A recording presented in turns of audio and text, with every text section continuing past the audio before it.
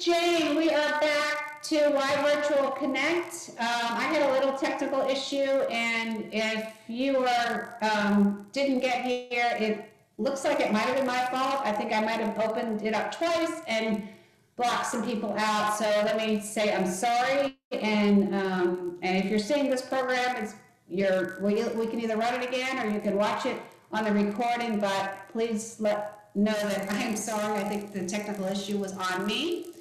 And so anyway, Happy New Year. Welcome back, everybody. I thought I was here all by myself because of my mistake, and I'm so happy to see some faces. And those of you that tried, again, I apologize. And I'd like to welcome Sheila Bumgarner from the library. She's here to us. I was so excited to just talk about something not current for our start of the new year. So I'm super excited for her to tell us a little bit about what she does at the library and share with us about life in Charlotte in the first decade here in the 20th century. So welcome, Sheila. Hi, good afternoon. My name is Sheila Bumgarner. I've been with the Carolina Room since 1988. I started when I was 10. And one of the things I do is I create these types of programs. So some of them are online. You can see the same program and it's more geared towards children at our website, www.cmstory.org. And there's a lot of old images of Charlotte during World War II, World War I, and lots of other great information about the history of Charlotte that we've created for folks. Today we're going to talk about life in Charlotte at the turn of the century. And this is just a cursory look. You know, it's kind of hard to go into every detail, but it's just designed to give people a little bit of flavor about how much things have changed in terms of architecture, clothing, fashion, occupation, and just to get a nice little overview of what life was like in Charlotte over 100 years ago. So here we go. This is the square. On the left, right here on the left, you'll see the Independence Building. Let's see if my little monitor. And whoops, sorry. Oop. And this was known as Osborne's Corner, and it's pretty much stayed the same for about over 100 years. It was owned by a Sarah Osborne who inherited it from her father. This tall building with the little weather vane, that was the City Hall. This church was Second Presbyterian, and you can see a lovely trolley. This is Charlotte, if you can believe it. This is Charlotte looking towards the city from Dilworth. You can see some of the only two tall buildings, and this was a mill village in the area.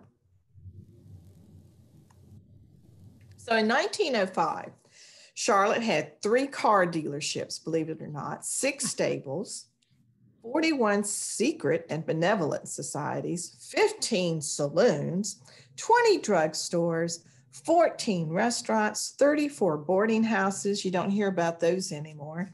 8 hotels, 34 fire alarm boxes, 7 dairies, 13 newspapers, 5 telephone and telegraph companies, 99 incorporated businesses, 12 cotton mills, 65 fire insurance companies. So you can see back in this time, people were afraid of fire because most of the structures were made of wood.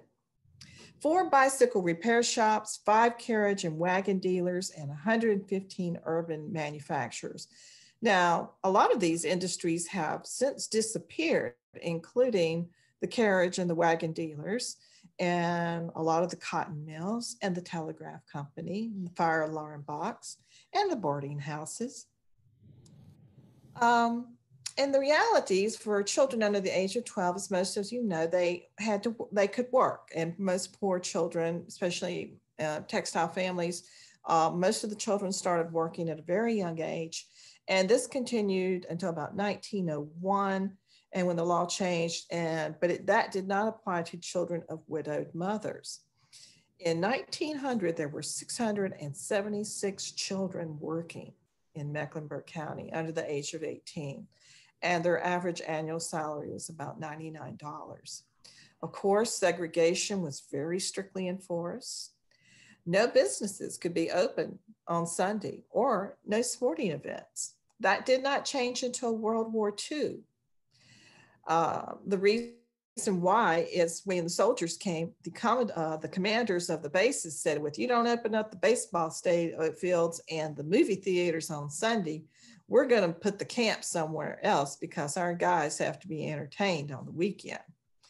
And also, if you can imagine, this was a very odoriferous time for people living in Charlotte because most people had horses and they stabled them in their either back behind their house or the uptown stables. There were tanners, butcher shops, and other manufacturers whose scents kind of filled the air. And if you can imagine, people worked 66 hours a week. In rural life in 1900 in Mecklenburg County, it was mostly rural. Mostly people lived on farms. This is a family who, you can see her spinning cotton, and the gentleman there. Cotton, it was actually king. People grew lots of cotton all around Mecklenburg County, and they started sending it into the textile mills. They would have different train depots. If you've been around the county, you've seen different train depots, and the farmers would deliver their crops, whether it was cotton or vegetables, and the cotton would go straight to the textile mills that were located right along the railroad tracks. And that, of course, was a cost saving to them. As you'll read through here, you can see they produced over 459,707 bales of cotton. And that's equivalent to over 22 million pounds. That's 11 tons of cotton. So a lot of cotton. Excuse me. Bless you. It's cold in this room and it always makes me sneeze. Okay, oops. All righty. Now this is a little game I play. So looking over this and see if you can figure out what a hooligan is. Anybody have an idea? A person who misbehaves. Good job. A has-been. Anyone who used to be famous. Excellent. Oh yeah, I saw that. Okay. A good egg. Pleasant person. Excellent. We all know what a hillbilly is. Do y'all remember the phrase, heavens to Betsy?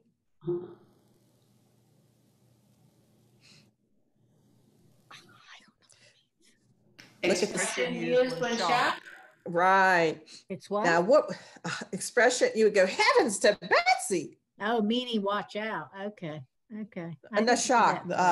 Katie bar the door is for me. That would be like, Katie bar the door. So that would mean people would have to watch out. If someone was a swell, the guy was a real swell. Someone who shows off? That would be a hot dog. He's a would be real hot dog. We hadn't gotten there yet. A swell. A rustic? Nah, it doesn't make sense. I don't know. Wonderful, enjoyable. No, that's not it. Oh, wait a minute. Pleasant person? Yeah, I think so. That's right. And drag is Main Street. It's Main Street. Oh, okay. Remember when you used to drag Main? I grew up in a small town in Burlington. Yeah. So these are some things that you would have actually, that you're familiar with, that you would have seen back in that time. So just look over that, and if you want to talk about any of those, I find it real interesting. Pepsi Cola, of course, was invented here in North Carolina, in New Bern. And popsicles were invented by an 11-year-old boy. So it's kind of, interesting to know that fig Newtons have been around since 1891 and chewing gum's been around since 1848. Anything surprise anybody? What they do before toilet paper. We probably don't want to know. They had the Sears. Well, no, maybe it didn't have the Sears catalog. I don't know. But My they had mother the used fig to- leaf. My mother used to talk about corn husk, and that just always made me Ooh. go, ooh. Ooh. I know. She lived out in rural North Carolina. These are things you would not have seen. So these are everyday things that we take for granted today, including women's voting. That, of course, we know that did not come around till 1919. I was surprised that chocolate chip cookies weren't around before then. Mm-hmm. And pantyhose came around in 1959, and now they're gone out. Gone with the Thank wind, goodness. fabulous. Amen. Are you talking about, Carol, are we talking about Lance crackers? What way? Carolyn chatted, how about the cracker company? I think, Lance crackers. Yeah. Was that Oh, Lance crackers, yeah. They came a little bit before, a little around about this time period, to tell you the truth. In the 20s, I think, is when they started. Okay, this is just a long list of occupations. A lot of these no longer exist, such as a drayman. That's a truck driver, basically. A hackman, he took people on a coach. A sawyer, of course, sawed wood. A hostler, that was a person who ran a hotel. Fruit peddlers, they used to have peddlers, and they would go through the neighborhood selling fruit and vegetables. I'll try to see if there's anything else that doesn't it. What's a draughtsman? A draughtsman, that's, oh shoot, I should know that. I used to know. Oh, we'll have to look that one up. That's something to look up. But I think it has something to do with transporting goods. A wagoneer is someone who drove a wagon. And we actually had a cigar maker and a herb doctor living in that Charlotte. I'll be darned. These are some of the more popular occupations. Lots of grocers. We'll discover that there was a grocery. If you look at the city directory, there was a grocery on every street, practically on every corner. Can anyone guess why? No transportation? No refrigeration. Oh. I'm We had surprised one- there are not more insurance agents since there were so many insurance companies. I know, one would think, but that's only I counted. This is what a corner grocery store would have looked like. This is bread, if you can't really tell. I have a color version of this later on. Excuse me, banking was very important. As you can see, these were the top banks at the time. Some of these have merged to become Bank of America. Yep, First National. And if you see the addresses where it's just two numbers, at one time, that's what they did. They did not, that would be the 100 block of Tryon Street. But back then, they just used a one digit.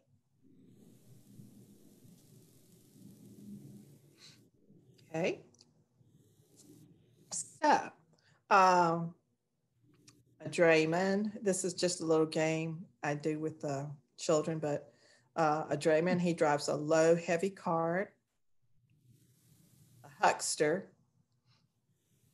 sells fruits and vegetables. A cutter is someone who cuts out cloth and fabric and worked at the textile mill. A canvasser, they actually paid people to solicit boats. What's number 6? A hostler? Hostler works in a hotel. Okay, I wasn't sure if it was or not. Yeah, that's it. What's a pressman? A pressman, I believe. Operates a printing press? Yes, I'm sorry. That's it. And that's obsolete. That job is no longer in existence.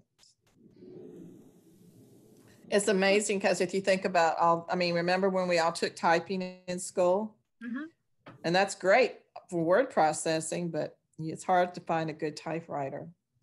And this is just an answers to all the questions. And you can find us at cmstory.org. Okay.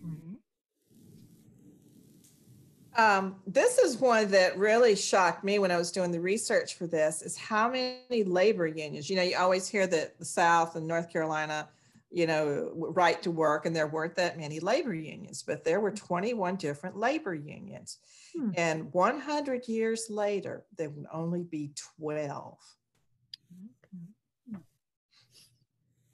But some of these occupations, no, actually most of these well, the ice handlers union, that job disappeared. As mostly woodworking, that probably disappeared too. As the occupations disappeared, so did the unions, or they merged with other types of unions. A lot of plumbers unions. I found that very interesting. Now we're going to talk about fashion. This is the Tate family. Thaddeus Tate was a leading businessman in the Black community, and they were very prominent. So they would wear the latest in fashion. As you can see, they have the high collared neck. The women have their hair done up. The young men would be in short breeches or long dresses, as you see here besides the mother. That would be a little boy. And this would be a relative that they wanted to remember. Now, this is a colorized image. Most of these images are originally black and white. And I've been going through the process of colorizing some of our images, and it really brings the city to life. I could not find this picture to colorize it, and I hate that, because I would really like to see the gingham. Of course, you can see, as the folks previous to us, the clothes were probably store-bought, whereas these clothes, as you can tell, are probably handmade. And these young children would have been either working on the farm, and most of their activities would have been outdoors. Winter clothes, and the lack of central heating pretty much meant you wore heavy, thick tights year round. This is a picture of 3 little boys, if you can believe that. And here's an entire family around the turn of the century. I love looking at the children and the girls with those big bows. It's funny, everybody wears like white and blue, just like they still do it. Exactly. Yeah. It's, oops, I went a little too far. How did I do that? Oh, but still going. Oh, I know. Wait a minute. I hit the wrong button. That's why.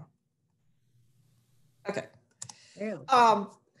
Being always interested in women's history, these are occupations that women held. And it's real kind of interesting. I think there was a female binder, a female city editor of a newspaper, one woman who made cigars, 28 college professors, nursing, of course, but other occupations that you don't normally see. A manicurist, there were 3 librarians, one midwife. That was kind of the change about this time. Dr. Annie Alexander, who was a female physician, was the major gynecologist doctor for women. One poetess, and of course a mother superior for St. Peter's, and 31 telephone operators. But most of the women, as you see, worked in textile mills. Who recorded this information? Me. This information comes from census records and city directories. Gotcha.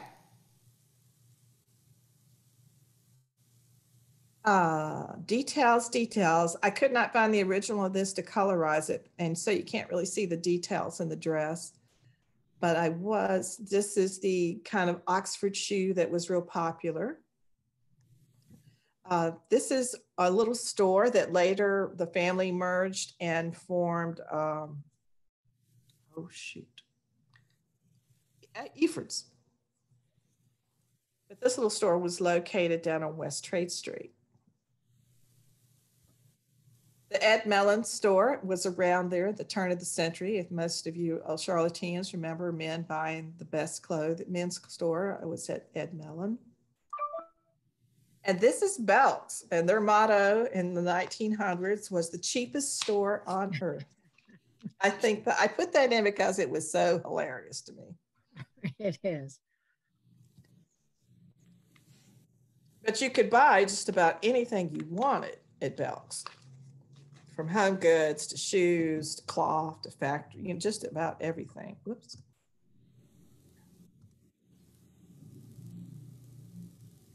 And of course, underneath everything were undergarments. Look at the price of undergarments, 25 cents a garment.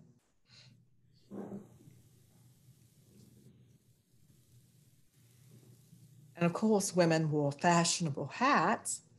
And if you notice the feathers, a reason for why some of the birds in North America, a big reason for a lot of birds in North America, as well as in Western Europe, went extinct, is because the birds were killed for their feathers. Oh my goodness. Oh, really? Mm-hmm. Shame. Mm-hmm. A lot of people don't realize that. I didn't know that. Yeah. But you always wore a hat everywhere, especially if you went outdoors. A lady did. This is the Tate's home on East 7th Street, and I just love the porch with all the colorful flowers. Air conditioning came along in 1906, but most families did not enjoy the benefits of that until way after World War II. One of the first things I did when I moved here was I had to look at all the photographs, and all of North Tryon and West Trade Street and College Street and Brevard Street were lined with these photographs, you know, beautiful homes. And I said, where's this? I want to go see these. And of course, they're all gone. Mm-hmm. But of course, the Hezekiah home site was there, house was there. And this was an actual working farm. And this is what it would have looked like around the turn of the century. A little bit different. The porch is not there now. The Pfeiffer House, if you know where what's known as the old Sears building or the Hal Marshall building, which is right down on North Tryon Street, this was the house that occupied that site. And it was a huge plantation.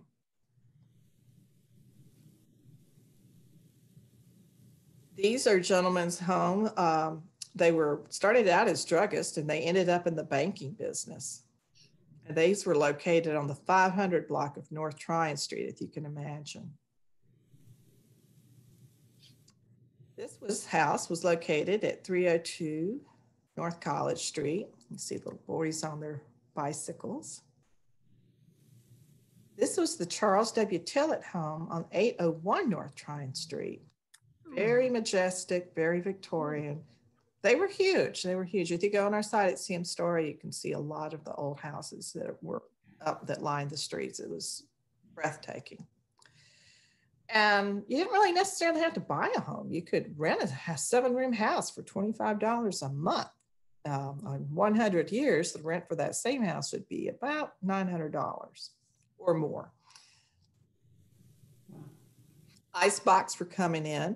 Your dealer sold both ice and coal. So he brought you coal in the winter and ice in the summer. And you would buy an ice box at the furniture store, not an appliance store. This is talking about the availability of ice, and I need to make that one really bigger. But you can get less than 50 pounds for 30 cents. Of course, you had to buy your coal. And then people were starting to buy furniture and manufactured furniture as opposed to furniture that was made by a single furniture maker. Kodak cameras were coming in. The Van Ness family, they had a little shop on 5th Street and they sold cameras, and they also were photographers. Inexpensive fabric for people who still made their own clothes. So most women made, like school clothing and were everyday clothing. Public schools. You had, the first one was in the South Graded School. Today, this is the 1000 block of South Boulevard. It was built in 1858, served as a military institute, a hospital, a federal prison, and then it became a public school. This was one of the first new buildings built for education in 1900. It cost $35,000 to build this school. It was located on North Brevard Street. This was the first public school, I believe in the state, for African-American children, public school. It was called the Myers Street School. It's located in 2nd Ward. And as you can see, the stairs are on the outside because when they were building the school, they forgot to put them on the indoors.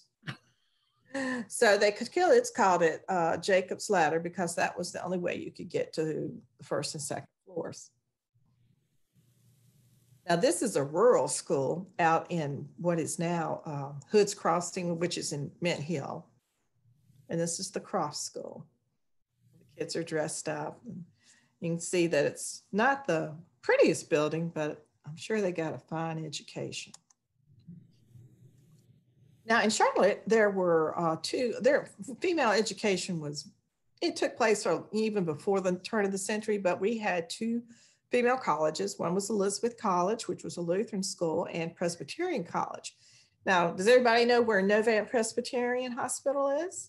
Mm-hmm. That was Elizabeth College, that original building. They were known for music and had a wonderful music department. And in 1905 or something like that, it moved to Virginia and merged with another school. The Presbyterian College was right down on College Street. This was formed, and this is the renowned Gerard Conservatory of Music. And it was bought by the Presbyterian Hospital in 1917.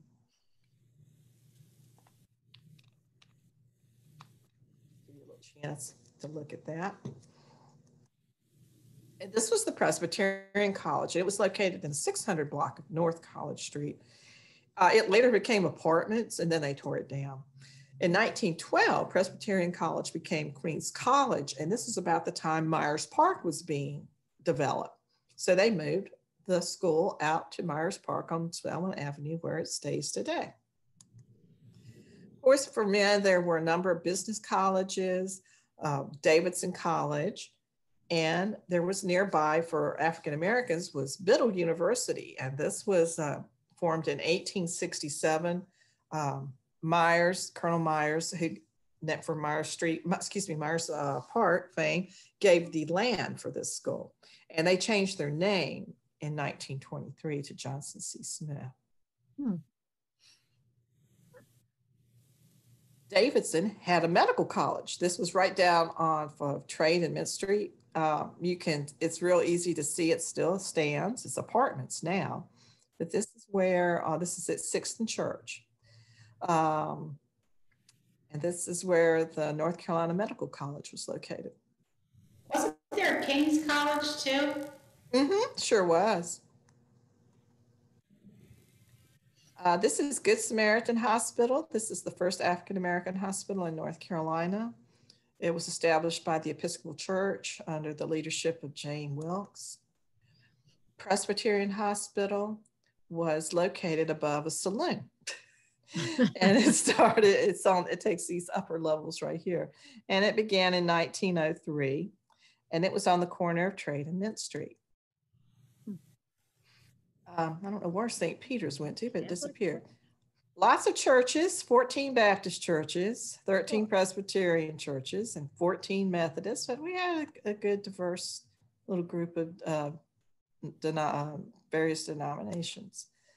First Presbyterian Church was on the site of one of the first churches.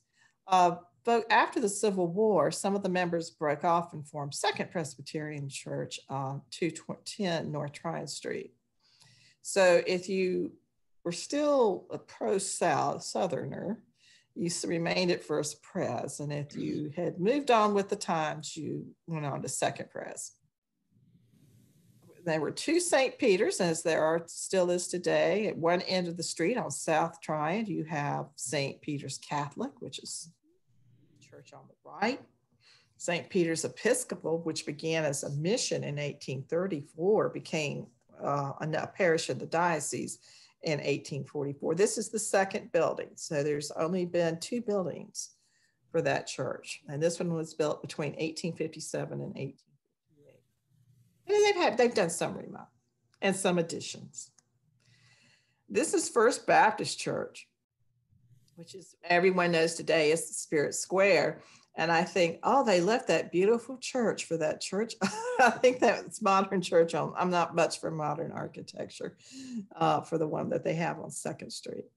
And because Blacks and whites were segregated, the Black members who were wanted when they were enslaved had attended the First Baptist Church for whites. They broke off in 1867. And they built this sanctuary, and by the members built this by hand. They would got off work at night in the daytime, and they would come to work at night on this church. These are two of the more popular buildings. The one on the left is the Realty Building, which was also became known as the Independence Building in 1920. On the one on the right with the ornate top, that was the American Trust Building. And it was built for Frederick Abbott, George Stevens, and Ward Wood, and they ran the American Trust Company. George Stevens was a developer, and he was the son-in-law who developed Myers Park. The Academy of Music occupied the first floor of the 6-story building, and this is where people went to go hear opera. And different companies, traveling companies, would come through, not vaudeville, but legitimate entertainment. Okay. This is the 4th Mecklenburg County Courthouse on the left, and this is the Lawyers Building right here. That's where the lawyers kept their offices. And this was located in the southeast corner of Tryon and 3rd Street. Now, here's a picture of North Tryon Street. And so, let me just give you a little quickie thing. This is where the library now stands. This was City Hall. This is 5th Street. Wait a minute, is that right? No. Library's further down here, I'm sorry. You can see our little dome there, and you can see that's Spirit Square, but this is City Hall. This was at 5th and North Tryon Street. And this housed all of the fire department, the police department, all the political offices. That's where they were located. And you can, from time to time, you will hear about some minister who was very offended by the windmill, or the wind vane right here. And he said it was a demonic depiction, and he wanted it removed. This is a colorized version of the police department in around the turn of the century. This was about 1910s. And we have some of the early laws that were in Charlotte, and we always find them kind of amusing, like you couldn't swear in public, which was a good thing. You could not go to the barbershop on Sunday. You couldn't play any sport in the city streets or shoot a bow and arrow. Why you would want to, I don't know. And I had never heard of racing rabbits, but apparently that was something they did back in the day. This was the post office when the Mint was down on Mint Street. And this was our beautiful post office. That was one of the first major U.S. federal buildings besides the Mint. Well, they're gone. Well, the Mint, does everyone know that the Mint was dismantled brick by brick and then reassembled in the 1930s to its location on Randolph Road and became a museum? I didn't know that. Yeah. Originally, it did mint gold coins, and then later it became an assay office because there were over 64 gold mines in the county and surrounding areas. So people would come here to have their ore assessed. Now, in 1910, big happenings. Edward Dilworth and the 4 C's, that was his company, who built Dilworth, they established a beautiful park called Lakewood. And you would take it was out on Tuckasegee.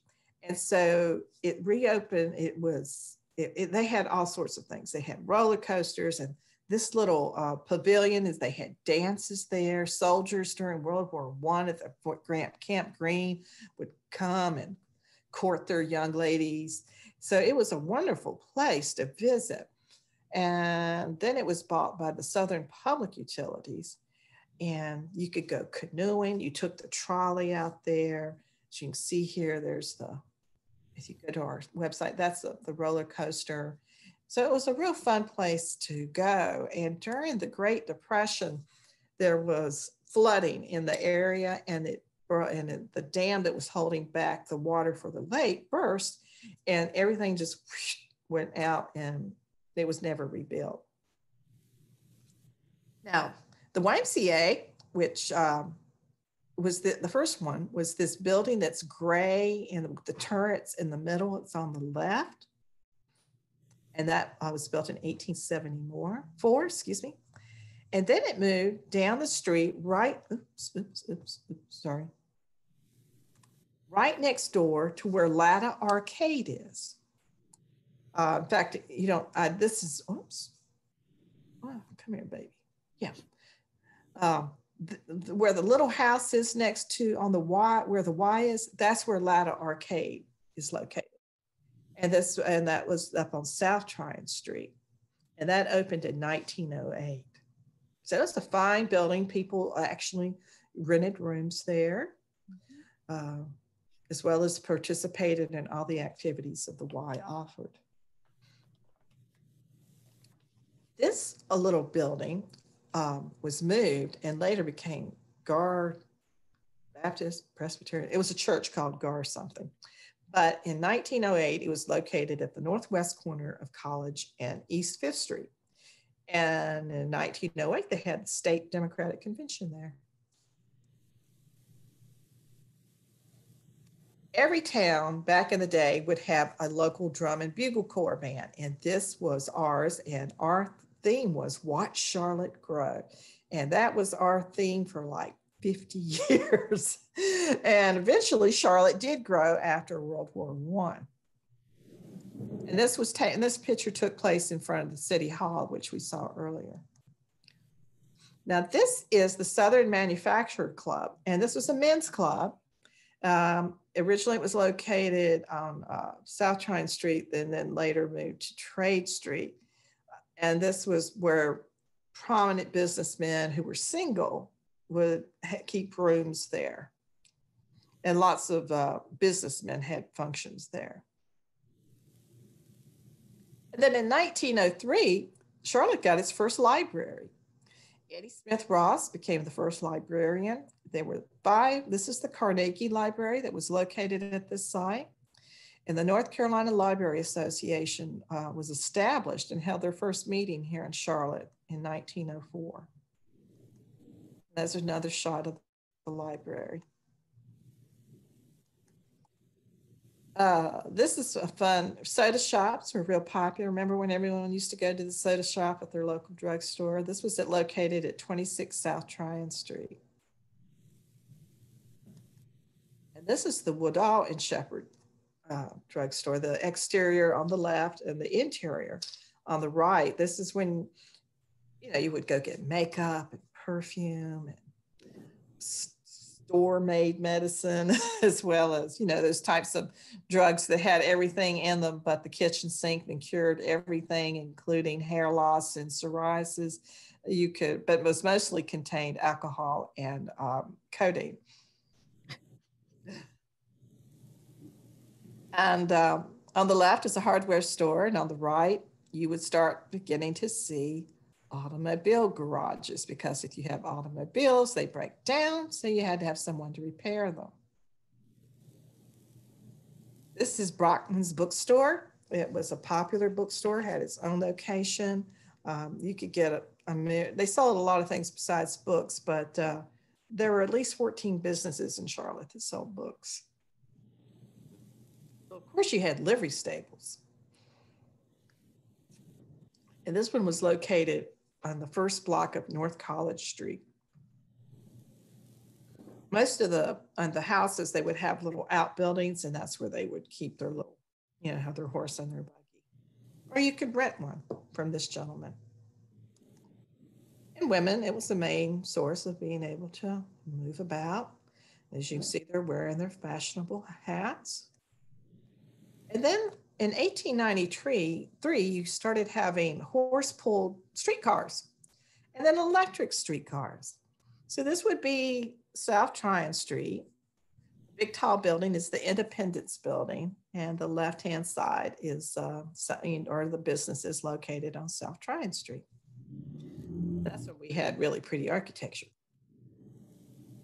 The automobile industry was just starting to come in, and so parking had to be dealt with. These are a group of Black business people who who had businesses in Second Ward. Railroad was still popular. The first railroad came in 1852, and that's what put Charlotte on the map at the middle of the 19th century. In 1905, this was one of my favorite buildings. It's built in the Mediterranean style, and it was the Southern Railroad Station, passenger station at 511 West Trade Street. And Frank Milburn, who was a very popular architect in this area, designed the building. And back in the day, everyone celebrated Mech Deck Day in style. We've been doing that since 1825. As you can see, they had the bunting out, they had parades, we invited presidents. In 1909, we had William Taft. And so this is an image of Charlotte, which shows you the mixture as Charlotte moves from horse and buggy era to the automobile.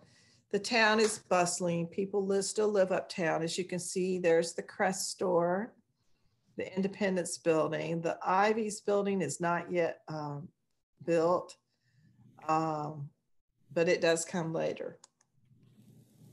This is the answers to some of the slang. So today, of the over 1 million people in Mecklenburg County, typo serious there, 800, the vast majority now live in the city limits of Charlotte, as opposed to 100 and some odd years ago when most people lived in the rural parts of the county. When I was redoing this number of farmers went down from 300 to 237. And that was in a span of 10 years. And the number of farmland is also decreased. The Pfeiffer House is now the site of the Howe Marshall Government Building. South Graded School is part of the interstate. The Meyer Street School became part of the Metro School and the Aquatic Center. North Graded School is a parking lot. Presbyterian Hospital purchased Elizabeth College and the staff when the staff and students moved to Virginia, and the buildings are part of the hospital complex. And Good Samaritan Hospital is now the site of the Bank of America football stadium. Now, St. Peter's, which was the White Hospital, still stands, and it has been converted into condominiums. Presbyterian College, as I explained earlier, became apartment buildings. And North Carolina Medical College, that still stands, but the medical college hasn't operated in quite some time. In 1976, First Baptist for the African-American community became known as First Baptist West. The Beehive has been replaced with office buildings. The Carolina Clothing Company was the site of the Charlotte Observer, which is now the site of something else. The NS building was torn down and replaced with a building using the same name. The Trust Building that I pointed out with the beautiful architecture, it burned in a fire in 1922 and was replaced with office buildings. And the Carolina Theater replaced the City Hall in the 1920s. So that's the end of our journey. I have enjoyed being with you today. Does anyone have any questions, comments? I thought it was great. It was good. A lot of things I did not know. A lot. And that's just the tip of the iceberg. You know, we try to make these things light, you know, to engage. So people, if they want to learn more, they can. And our website and our department, even though it's closed right now to the public, it's a great place to come and find some good information about the city. I think it's important. I know more about Charlotte than I do my own hometown. So it's been a fun journey of learning all of this good information and the changes. Years ago, I was asked to do an exhibit based on a theme of what is Charlotte. So my colleague and I, we sat there and we racked our brains. What is a theme for Charlotte? And we decided it was a city in constant change. And we don't let the grass grow under our feet. And as I once noticed, I said, there's not a developer in this town who won't kick his own grandmother out for her house if he thinks he can make some money off of her property. And that has its drawbacks. We've lost a lot of beautiful architecture, I think, and that's sad. We have lots of new people coming in all the time, which makes the population diverse, which is a good thing. And I think we've noticed that in Charlotte, business people don't like anything that interferes with business. So that's why things pretty much run pretty smoothly in Charlotte. People don't like a fuss. So that's what you get. I do have a question. You mentioned, I think you called it Lakewood Park. Yes. So where exactly was that? Because I've heard about that before, and it sounded like a fascinating place. And but I'm not exactly sure. It wasn't close to downtown, was it? No, you took the trolley out towards Tuckasegee Road, and what's that other? And Freedom Drive intersected with it, and and now the last time I heard, it may have been developed. It was just a low-lying field. You could tell where the lake had been. So it's in a floodplain, and then got completely washed out. Yeah, and it was losing money, and it became dilapidated, and people weren't keeping it up. One thing I didn't show here because it wasn't really until the 20s, but there was a wooden. The Charlotte Motor Speedway originally was in Pineville, and it was a wooden racetrack. What? A wooden racetrack, if you can imagine racing on. And it had, it looked like, what do you call it, when roller derby, a giant roller derby rink, because you went up, for the cars to race around. I just can't imagine. I would have been scared to death of driving on it, let alone race. But that was a big thing. And racing was very big because automobiles it